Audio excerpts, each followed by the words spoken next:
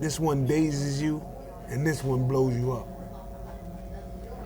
Hi, this is Iran the Blade Barkley.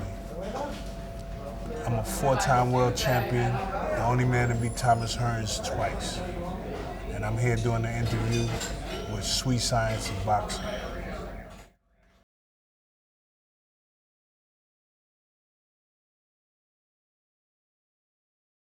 I used to get in gang fights, man, and I would, when we come back to our turf and everything, you know, because we all split up and we had run different ways and all that, I always found myself riding on the train all the way downtown, and I would find myself in church, lighting a candle for some old strange reason. I would separate from the gang and just be to myself. I gave up, like the gang life. I went to the gym just trying to learn how to hit this bag every day. And then my cousins and them got me into it. My sister stayed because she used to hang out with my cousins, and she already knew how to fight, street fight, and she took up boxing to keep me in the gym. So, it was me, her, my 3 cousins, and these two of them was in the Golden Gloves already. I used to have 4 pictures on my wall, and the 4 pictures that I had on my wall when I was like fighting in the Golden Gloves and stuff was Sugar Ray Leonard, Tommy Hearns, Roberto Duran, and Sugar Ray Seals. I looked at it and I said, wow, one day I'm gonna fight one of these 4 guys. I'm gonna fight. You know what I'm saying? I said, one day I'm gonna fight one of these guys. And I used, that was the vision like God gave me. And I said, and that was cool. You know what I'm saying? You gotta have a dream. I fought 2 of the guys, and 2 of the guys got away. But I fought Roberto Duran and Tommy Hearns, and the guy that was the #1 contender, James E. Kitchen. So he was like sort of like he was there, but they didn't do too much mentioning about him, and I didn't see too many pictures on him. But I didn't even know who he was until I got there, and then bang, he came up and I was like, wow, where he come from, you know what I'm saying? I had like an old spirit in me, you know what I'm saying? Because I wasn't fancy like these guys. I knew how to box, but nobody never really seen me box. They just seen me slam people, crush people, and then they say, this guy, he just goes in and get the business done. But the only reason why I had to go in and get the business done, because that's the type of fights I had. You know what I'm saying? I didn't have time to box. I had time to just beat people up or just, get out of the way, And that's what it led me to. I was a huge underdog, coming into that Tommy Hearns fight, the first fight. It was like nobody was expecting me to win. But nobody never knew how hard I was training and the things that I went through in this game. See, nobody knew that but me and God. I was determined to just knock him out. Yeah, I knew who Tommy was. I knew what he had accomplished. I knew how great he was, but that didn't matter. I was like, I'm greater, I'm more.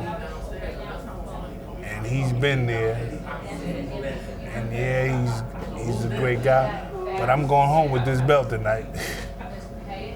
And I just stayed focused to that. Tommy, the first time I beat him, the second fight was set up so quick.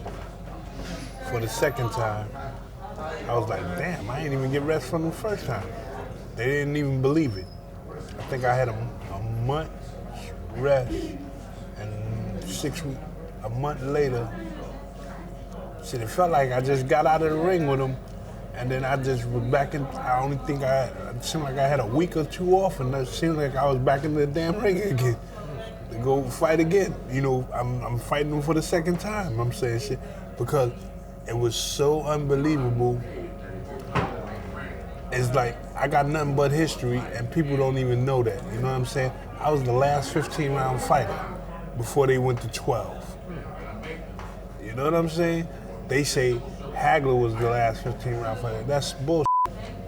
Hagler was commentating that fight with me and Kalambe with Boom Boom Mancini. So he couldn't have been the last 15-round fighter before they went to 12. The 15 rounds is championship material because those 3 little extra rounds meant something. You know, I don't think these fighters today, these young guys, they wouldn't even last 15 rounds. To this day, I still train for 15 rounds. I don't tell nobody. I just do it because I know these guys is not gonna last. And most of the heavyweights now are heavyweights. You can count the real champs that's on your hand that's worthy of being like fought. You know what I'm saying? That's worthy of being champion. There's only one, and that's Klitschko. He's the only one that stays in proper shape. The guy that knocked out Rockman, that beat Rockman, he ain't gonna be there too long. You know what I'm saying? You're talking about Oleg Moskaya. Oleg Moskaya, he's just big and heavy, and he runs out of gas to catch his win and shit. As soon as he fights somebody that got any kind of stamina or anything, he get knocked out. The only one you got to deal with is Klitschko, this big 50-foot giant they got. You could knock him out because shit, he fought Monty Barrett. Monty Barrett is not a big puncher, and Monty Barrett would have beat him if Monty would have recognized that he hit him in the face like in the 11th round, and the guy couldn't take it. His eyes swell up on the top of his eye. So if you get a guy that's a good puncher and got a great punch and hit him, he falling like a tree. I know that. God focused my eyes on that big giant. I said, I can beat that guy. I know I can beat him. God is not finished with me yet. And he don't make mistakes. So he took Foreman to his plateau. He's bringing me to mine. And you'll see soon enough. And don't ever forget that I told you this, because when it happens, don't be surprised, don't be shocked. Just say, he said God was going to do it, and he did. And look at him. He's champ again. He's doing what he has to do. And now, he defends his title once or twice or 2 times or however many times, and then bow out gracefully. Now he got everything is in order now. His life is in order. It was a long, hard road, but he recognized it though.